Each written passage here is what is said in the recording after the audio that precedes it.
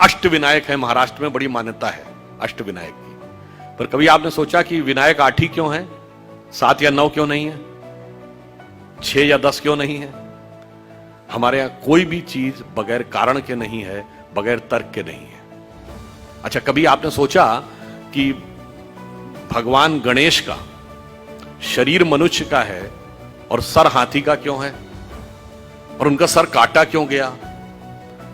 Sir हाथी का क्यों है, सवारी चूहे की क्यों है? दोनों में बहुत विरोधाभास नजर आता है ना। और उसके बाद यदि हाथी का सर है तो उनको एक दंत क्यों कहा गया? हाथी के तो 2 दांत होते हैं, तो फिर एक ही दांत क्यों है? और अगर एक ही दांत रहना था तो एक ही दांत होना चाहिए था उनकी मूर्ति में, वो दूसरा दांत टूटा हुआ क्यों है? और बल्कि जो आप वास्तविक मूर्ति देखते हैं उसमें टूटा हुआ दांत एक हाथ में पकड़ रखा उन्होंने। कभी आपने विचार किया कि ये क्यों है? इसमें से कुछ भी कहानी नहीं है, कुछ भी कल्पना नहीं है। और गणेश जी किसके देवता हैं? रिद्धि और सिद्धि के देवता हैं, यानी संपूर्ण सिद्धियां गणपति की आराधना से मिलती हैं। और गणेश जी पुत्र किसके हैं? शिव पार्वती के। और शिव ने ही सारे आगम ग्रंथ दिए हैं, यानी जिसको आप कहते हैं ना, आपकी चेतना के जागरण के सारे स्वरूप भगवान शिव ने दिए हैं। अब समझिए गणपति के सारे जो स्वरूप हैं इनका अर्थ और तात्पर्य क्या है।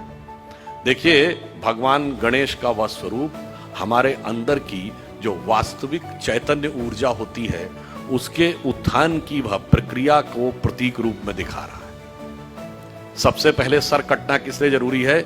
वह आप अंदर की यात्रा करके अपनी कुंडलनी शक्ति को तब जागृत कर सकते हैं जब पहले आप अपने अहंकार को नष्ट करने में सफल होते हैं। तो आपका सर कटने का स्वरूप प्रतीक ये है। दूसरा, हाथी का ही सर क्यों है? क्योंकि हाथी की जो सूंड है, और आपने देखा होगा हमेशा गणपति की सूंड इस दिशा में यूं है, कभी ऐसे नहीं है। क्यों?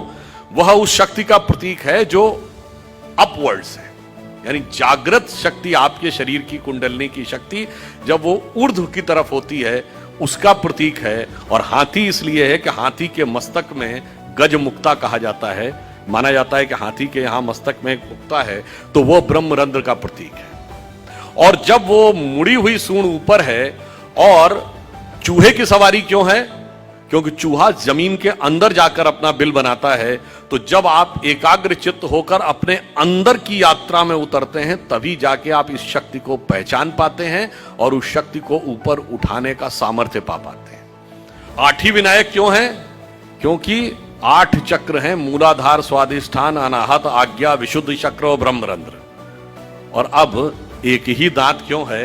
क्योंकि जब आप आज्ञा चक्र से ऊपर जाते हैं तब द्वैत के साथ वह यात्रा नहीं हो सकती, यानी संसार और ब्रह्म 2 में से एक को ही चूज करना पड़ता है। तो वह दांत टूटा हुआ क्यों है? तो संसार के साथ उस संबंध का विच्छेद करना पड़ता है, उसे तोड़ना पड़ता है। इसीलिए टूटा हुआ दांत हाथ में रखे हुए हैं। फिर आगे की यात्रा जाकर जब ब्रह्मरंध्र तक मिलती है तो समस्त रिद्धियां और सिद्धियां आपको प्राप्त होती हैं। यह उसका प्रतीक है।